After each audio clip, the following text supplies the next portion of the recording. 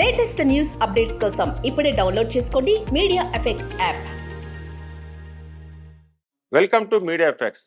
Young tiger NTR ప్రస్తుతం కొరటాల శివ దర్శకత్వంలో దేవర సినిమాలో నటిస్తున్నారు. 2 భాగాలుగా తెరకెక్కుతున్న ఈ సినిమా షూటింగ్ శరవేగంగా జరుపుకుంటుంది. ఈ సినిమాతో జాన్వీ కపూర్ తెలుగు ఇండస్ట్రీకి పరిచయం అవుతుంది. దేవర సినిమాను దసరాకు విడుదల చేయడానికి చిత్ర యూనిట్ సన్నాహాలు చేస్తున్నారు.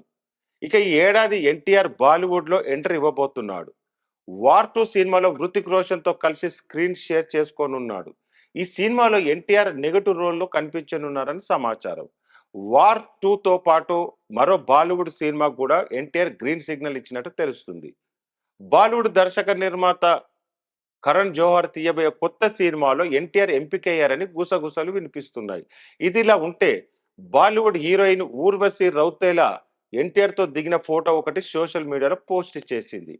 ఎన్టీఆర్ ఫోటోను షేర్ చేస్తూ, తారక్ గారు మనం నిజమైన గ్లోబల్ స్టార్, మరి ముఖ్యంగా క్రమశిక్షణ కలిగిన వ్యక్తి, నిజాయితీ, ముక్కుసూటితనం, అంతకు మించి ఎంతో వినమ్రత కలిగిన వారు, మీరు చూపించే ప్రేమాభిమానం స్ఫూర్తికి ధన్యవాదాలు.